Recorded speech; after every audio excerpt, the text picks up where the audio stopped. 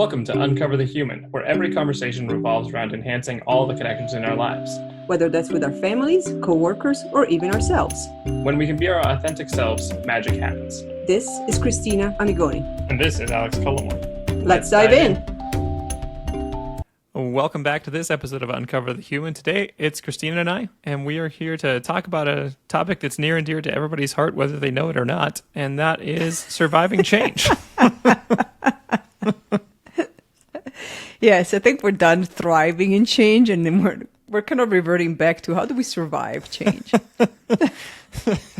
What does this say about our current mental state? Let's not dig too far into that.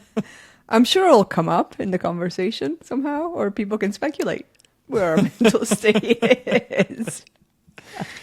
I think there's so much happening that it could qualify as change right now. Obviously, one of the things that's on a lot of companies and people's minds is things like AI. That's a big change that's coming along and making everybody think about that. But there's just so many other things happening in the world. Many people facing things like restructuring their organizations, maybe due to AI, maybe due to other things. There's just the general churn of the world and the feel that everything changes so quickly. It's hard to stay on top of things in the news cycle, in our lives, in everything that we hope to do and that we run out of time to do. Yeah. So we thought we'd talk a little bit about what to do in chaos. And it's definitely not just self-help and that we need this help ourselves. And I was about to ask you if you could just provide the solution so that you could just answer the question. What do you do in chaos? I think one thing that keeps going back to me, I don't have a discrete answer for that because there is no discrete answer for that. It's going to matter on what your situation is and how you're feeling. But I think one of the things that is hard to keep in mind, but always ends up being true, is the idea of capacity. What is your capacity for what you can do currently, and like being honest with yourself about that, because you can't actually do more than your capacity. There is no giving 110% and 10% in life. There is only at most 100%, but in reality, it is whatever you can give that is not otherwise occupied by all of the swirling chaos. So I think the idea of capacity really comes to mind immediately, to give yourself the understanding and space that, hey, you've only got so much as a person, and you cannot do more than that. And that's it, as frustrating as it is, as much as it would be great to imagine that we can just invent capacity or willpower our way into having it. It's just, it doesn't happen that way. So to that end, the only way that I know of to create capacity is to find the things that give you energy. It's not just taking breaks. It's finding the things that actually foster energy for yourself. Otherwise, it's very easy to enter states of burnout, states of hopelessness. Mm-hmm. And those are much harder to continue to see the light in and step forward in when we find the chaos. Yes. I like that. That's a very big piece, is the capacity. As you were describing that state of awareness and capacity and how it's not unlimited and we can't expect it to be even the limited of 100%, we can't expect it to be there all the time, because there is a lot of other factors individually and micro and macro, individual and world-wise. I kept thinking of the word resilient and resilience in general, which is now has entered the top list of my taboo words, where I want to crawl out of my own skin when I hear talk about people use the resilience, because I believe it's been not all the time. I mean, it's clearly an important word, and it's a good thing to have resilience. It's a good skill to have. And I think sometimes it feels like it's been weaponized. Mm-hmm. And in the sense that you could deal with this. Exactly. You just need to be more resilient, or like it's not a lack of whatever. It's not a lack of structure. It's not a lack of common sense. It's not a lack of all the things that are actually lacking. It's because the team is not resilient, or the organization is not resilient, or the individual is not resilient. And so it's unfortunately used as a weapon to gaslight, to degrade, to not actually address the gaps and what's lacking, and scapegoat with, well, it's because the people. So if you destroy a whole organizational structure and, well, it doesn't work out, then it's not because maybe the vision wasn't solid, or it missed something, or it doesn't equate the culture and what the culture can handle, or the billions of other things that it could be. It's because people are just not resilient. Yes, and it's always a blame too when it's said that way. Yes. And it's like, you're just not resilient enough. Like, well, okay, first of all, what does that mean? Like, Yes, it just exactly. means I'm tired of dealing with you having complaints about this generally. Yes, it does. It basically means like, shut up and do what you're told, and like it and make it work. Even though, you're asking me to stay in front of a stampede of elephants. It's like, if I get crushed, well, it's because you're not resilient. Yeah, how come he didn't have Wolverine titanium bones? Why was this not- Exactly. This other team would have done it. Another team could have been trampled by elephants. I think that's the other one to watch out for, is that idea of a boogeyman, both organizationally and as internally. I think we can do this to ourselves. We can imagine there's some version of ourselves that, well, if I was more resilient, if I was in a better place, if I made myself do this, I would have been able to do that. And this imagined shadow version of ourselves that magically can withstand bullets, it's not real. It may be in your dreams, but even then, This is something still happens to wake you up. It's a big weaponized should as well. Like when it comes, especially from external forces in like an organization. If like this, your team should be more resilient. Like, what does that mean? What is like if you can't define that, if you can't like actually boil it down, then it's just saying, well, I put a yardstick in my head somewhere, and you just aren't measuring up to it. And like, well, okay, but how clear are the expectations? How reasonable are the expectations? Exactly. Is there any real reality in which that was going to happen? Or is it just like, well, I really would have liked this to be true? And it's very easy to fall into that trap of like, well, I would have liked this to have happened this way. Like, cool, but that has nothing to do with reality. Yes. And I would like $1 million every time I wake up in the morning. I would like but to it's wake up not on a because beach, I'm not but- resilient with each day. I just imagined a team that could deal with this chaos. So, are you that team? What? I don't know. Yes. Yes. So when we are in this, because we are talking about change survival, again, we're not thriving in change. We've given that up a long time ago. That's it. That's That a used topic to- in a couple months, maybe. Hopefully, Exactly. fingers crossed. We had some optimism. It's mostly been chipped away. We used to talk about how do you thrive in change. Now we're just trying to survive in change. Let's get to the first. Let's change that yardstick. To like, what's the first step? Let's survive. Yeah. So when all of this is happening around us, and whether it makes sense or not, and spoiler alert, I would say that 90% of the time, if not 99.9% of the time, it doesn't make any sense around us. How can we survive the chaos? I was trying to describe it to somebody yesterday, and I was like, it's like Titanic meet Armageddon, meet alien invasion, meet Godzilla, meet Jurassic Park T-Rex all at once. How can we survive that? Yeah, I think the first thing is to grow titanium bones and become a resilient person. I think that I would recommend that to anybody. I think that if you can do that, if you have access to that, that'll help you. For the rest I of was us going to go with the mortals- first thing is to get the F out of here and find a different universe or planet to live on. So let's say you don't have a portal out into space.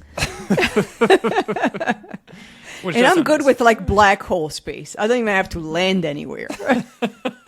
I can just be floating in darkness. And it may feel more calming than sometimes watching what's happening around. What we're finding out is Christina's mindset is at an all-time low currently. The floating void of space and promise of nothingness is... We've now answered the question of where my state of mind is right now. I think that's actually a really good place to start. Acknowledgement of your own space. Because again, that goes back to capacity, I think, for me. Like the idea that you can acknowledge where you're actually at so that you can understand where your capacity might be. Because the next step that I would think that we can try to look for is what can we control. And it's very easy to if we jump into that without thinking about acknowledging our own mental space where we might be at. I think if we try and jump straight to like, what can I control? You can fall immediately into a lot of shoulds or telling yourself you should be more resilient. Like, well, if I could, or getting into the hopelessness of like, this is outside of my control, so there's nothing I can do. Yeah. So really going back to like, acknowledge your own personal space. Where are you now? And what is your capacity? And give yourself permission to have that be a what might feel like an abysmally low number. If 7% is what comes up to you immediately, 7% is fine. That's where you're at. If I was in the negatives already, right. So that's good. 7% sounds awesome. I dream of 7%. I've made it past the 0. It's almost like, are we talking degrees in Celsius or Fahrenheit?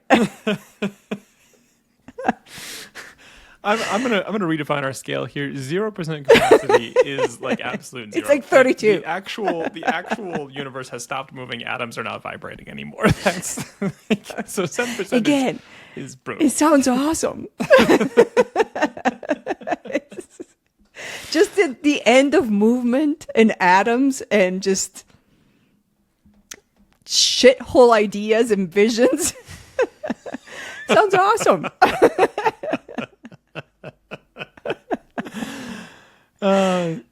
So I'm gonna take even more of a step back and say that step 1 is finding a nice bottle of wine, because I don't think that is.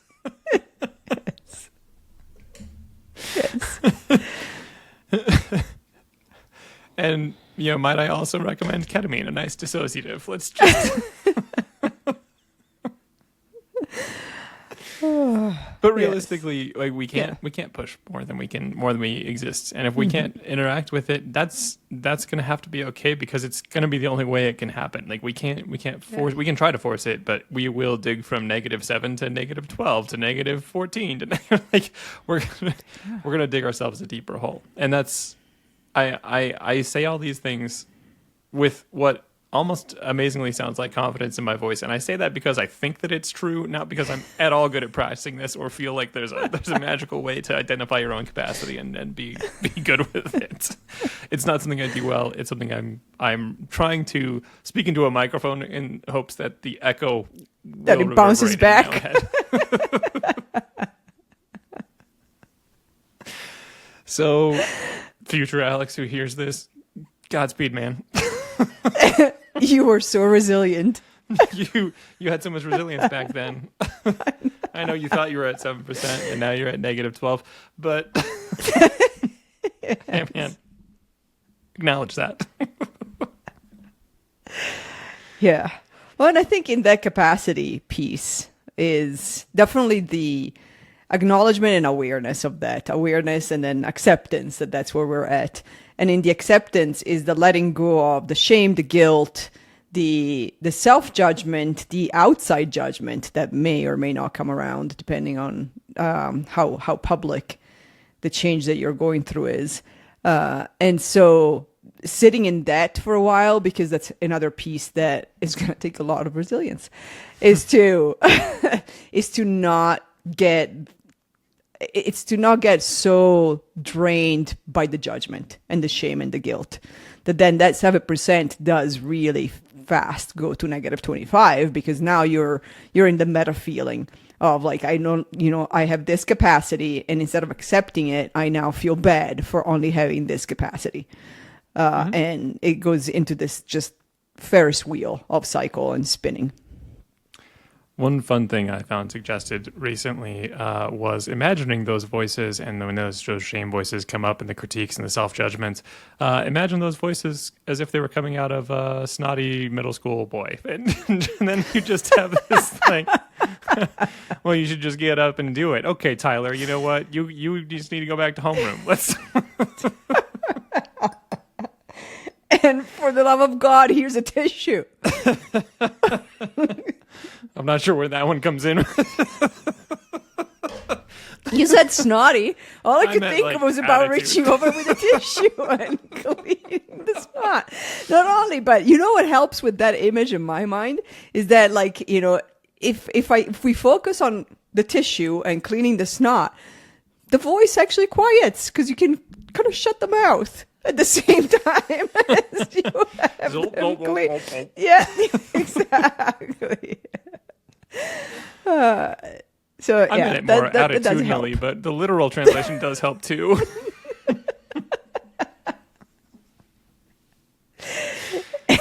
When you said picture, I pictured. So yeah, that definitely helps a lot. I think in that capacity and in that self-judgment, you know, kind of go through the motion of that. It helps.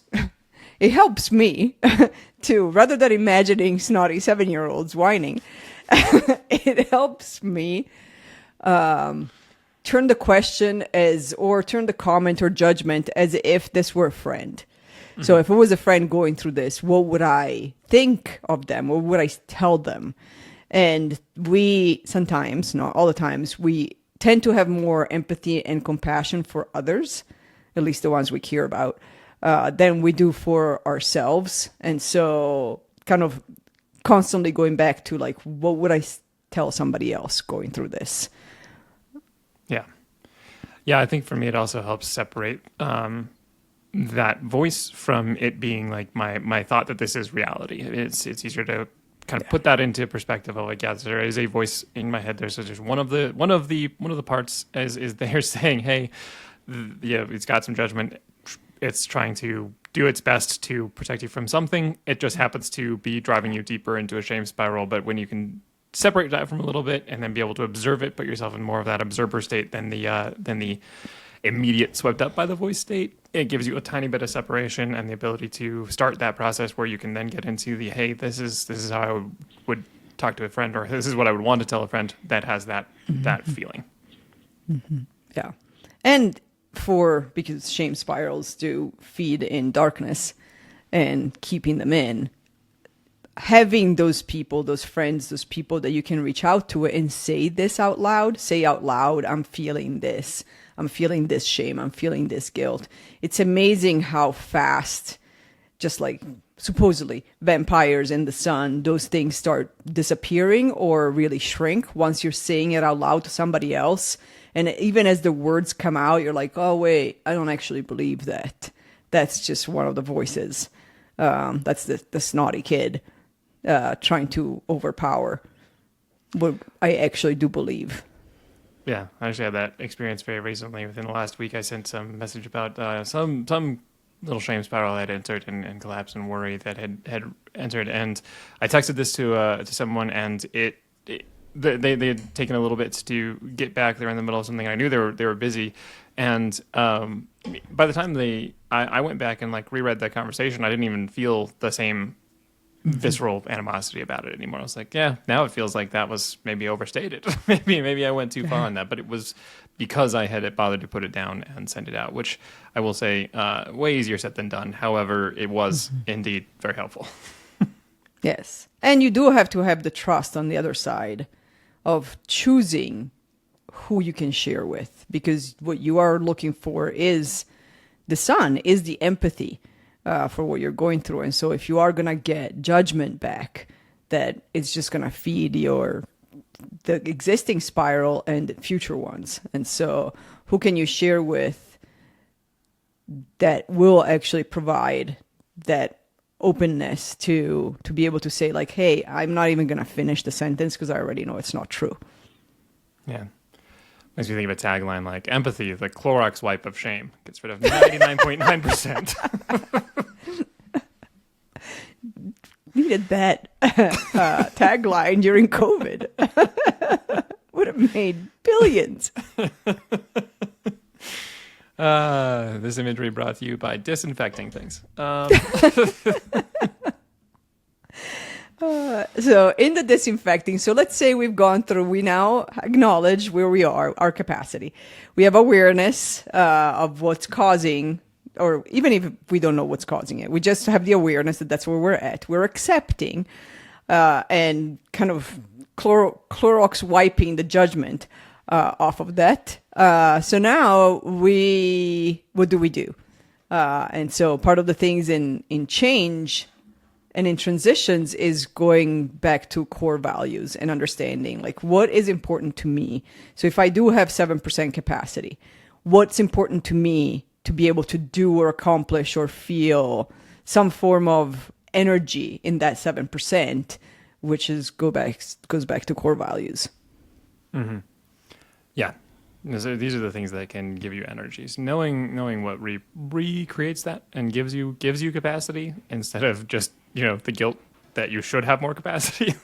what can actually build that? Yeah. What actually is important to you? What will give you that boost? And there was also that idea that one of our clients had brought up to us of a dopa menu, like where you have like ideas already written down, and this is hard to do if you're already in the spiral. But if you're not in, then prepare yourself.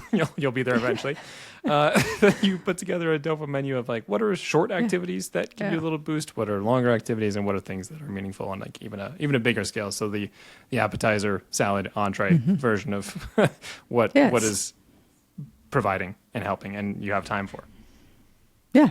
And, it could be anything from connecting with somebody who will provide empathy to going for a walk, to getting some fresh air, to, binge watching a movie that you really like that you've seen a million times. So what are those things that can give you pause and also re-energize you without increasing the shame and the guilt? Yes. Yeah. So I would say like this is a bit perhaps projection, but it's also from just what we've witnessed from other people who have entered into such chaos. That immediate guilt and shame comes up when you're like, hey, I can't, I should have more capacity, or here's the things I wish would have happened, or here's the things that I can't control, but I wish were different. It's easy to get stuck in those cycles. And so I think that the first step really, if you're in that level of chaos, definitely is this kind of evaluation. Give yourself the space, give yourself the acknowledgement, let yourself feel that for a bit. It's okay to wallow for a little bit, and hopefully find the progressive ways out of that. But if you're continually just telling yourself to push it down, you're just growing the pressure of all the things that are building. And so letting that go a little bit, acknowledging these things, then finding your way out eventually gets you to a place where hopefully you can answer the other question that we were asking, which is what can you control? And that can be, hey, just think about what do you think the worst case scenario currently is that might come out of this, and what would you do if that happened, and help yourself like prepare like, okay, so if that happens, I would want to do these things, and then you don't have to just be worried like what if that happens? You have an answer. If that happens, then this is what it is. And often in life it's not our worst case scenario. Usually it's not as bad as we think. But if it is, we've at least put some thought towards it. We don't have to just feel like, oh God, if that happens, that'll be terrible. Yeah. Yeah. And that's a great exercise actually to go through what's the worst case scenario. Let's name it. Let's look at it. Let's figure out what we would do if that happens. And anything that happens that's not that, starts becoming a bonus. And I'm like, oh, that didn't happen. So, okay, have more capacity for this other thing. Or I can approach it differently. And in that is understanding what are your non-negotiables. So yes, there's a lot that you can't control, but what you can control is how you show up and what the non-negotiables are. Especially in a time of change, there's always some non-negotiables. And like these things have to stay or have to be present in the change, in the transition, in the future state, in where I'm at. And so how can you acknowledge those and really find the power into those? They don't have to be somebody else's non-negotiables. They don't have to be accepted by anybody else except for yourself. And it does help to go back to those when you are starting to have the multiple rainbow of emotions, and rainbow is very small, so it's way more than that, of emotions that could be happening. So sometimes whatever change is happening around you could be a huge thing that provides relief. But at the same time, it provides fear and grief and guilt and shame. And so all of those can exist at once. And knowing what the non-negotiables are, what the core values, what actually has to be present, can then not increase the energy and the power of the things that we may not want to feel and we may not want to face at the moment. Yeah.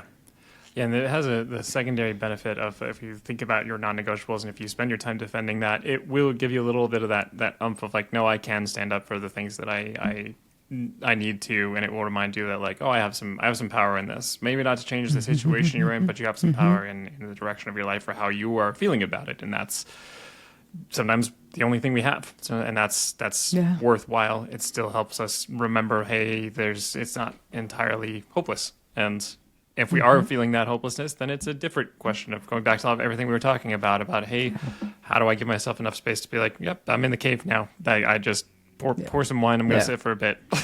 Yeah. And I'm going to reach out and tell anybody that could help. I'm in the cave. And they can come and have wine with you. They can make sure nobody else gets in. Whatever helps.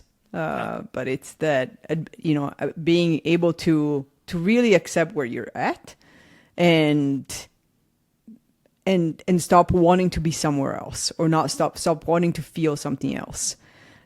Because the only true resilience and strength we have is within us. It's everything outside it's extra. Yeah. Yes. And if you're not feeling resilient, that's not a character flaw. You're just not feeling it now. Like we can't all have. We're never gonna have it. We're never gonna have it 100%. We're never just gonna be able to bounce back from everything. That's not how things work.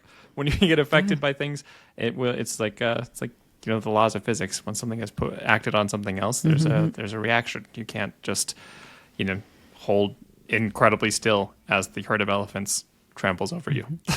Yes. Yeah.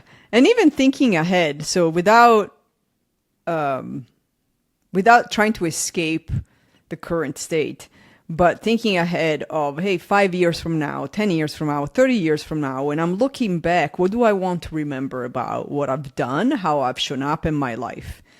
And in a lot of that, I find that there's a different shift in perspective into what I choose to tolerate today.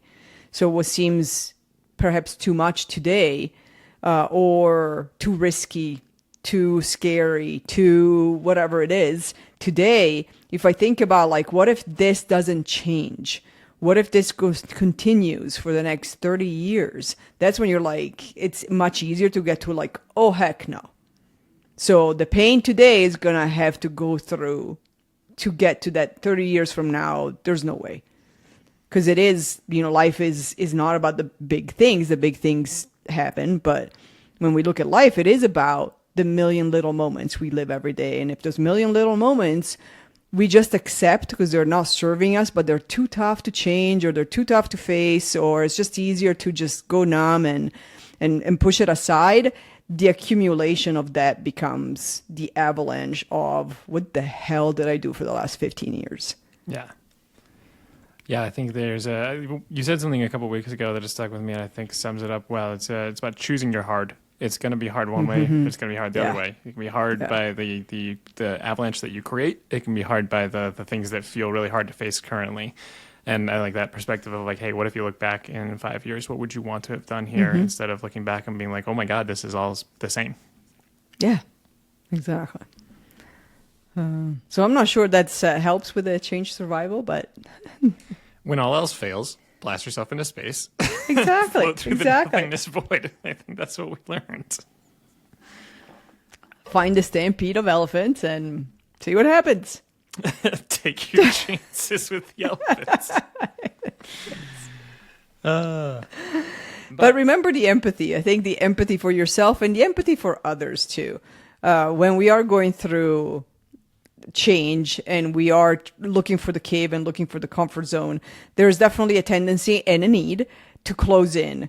I saw something recently, and I'm trying to remember if I'm going to quote it correctly, but there's a difference between all emotions are welcome, all behaviors are not. And so in that sense is, yes, all the emotions are going to be there. Whether you like them or not, they're going to be there. So you might as well welcome them because it's a lot less energy wasted than if you try to resist them or shove them down or ignore them or all of those things that we try to do with emotions that we don't like. But behaviors are not. And in the sense of change and empathy, I always think of, even in the cave, we still do have the capacity to think about somebody else's experience. And so it's not an excuse to treat somebody else badly, and it's not an excuse to ignore or judge or gaslight what somebody else may be going through in a similar change or in their own change curve. Like, their experience is going to be very different. Their stages are going to be different at different times. And so understanding then, like, yes, right now I need to go to safety. Right now I need this. And if somebody else is not with me in the same stage, I need to also be aware of that and provide, and know that maybe today I can't provide energy for them and empathy and be there for them. But at some point, when can I do that?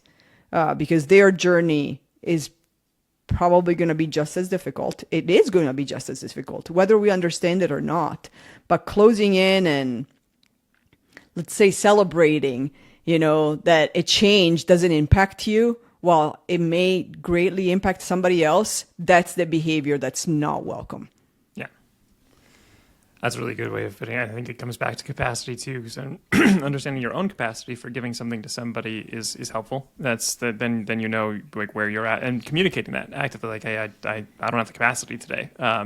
That's much better than trying to minimize it because you can't cope with it currently. And it's an understandable reaction. We all have done it, but it doesn't help us connect with people. And it's a good reminder that, hey, they have capacity, you have a capacity. It's okay if you don't have the capacity to do that, but it's better to be upfront about that than it is to not. And if you do have the capacity and somebody's going through hard change, well, what would you like someone else to do when you're in that spiral? Exactly. What would you do?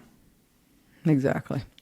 Both versions of that. So we do live in a world with other people, and whatever we're going through, it doesn't justify behavior that hurts others. It's a good reminder. Yes. Space is easier. Yeah, I go back to, can I just step into a black hole and float in darkness? On those notes, we did actually just create a change survival guide because we have had a lot of people going through similar things. So we have options to help people, and would be more than happy to send to anybody. It's just a PDF version of, hey, get yourself thinking about all these things. Get yourself thinking through your own capacity and help yourself. And we'd love to talk if you want to talk about that, but we can also just send that as an aid. We all have our own current swamp to work through. Yes, that's a great reminder, and we can definitely put that in the show notes so that you can find a way to contact us or go download it. Yeah, and on exciting news, we are almost rounding the ending corners of our book that will be released in the next month and a half. Well, actually, I don't know when this will be released. It will be released soon after this. Yes, it will be released soon after this. Should be released the book after this, but you never know. But yes, we are definitely seeing the light at the end of the tunnel of the writing process, and so we will have lots of more information on the book that we're writing. Yeah, it's actually just 100 pages saying you should be more resilient, you should be more resilient, you should be more resilient. I think everybody needs that reminder. Yes. And then just pictures of black holes. We're going to help millions. Yes. One way or the other. Thank you, guys. We wish you all the best of luck in the middle of your own chaos. Yes. Thank you.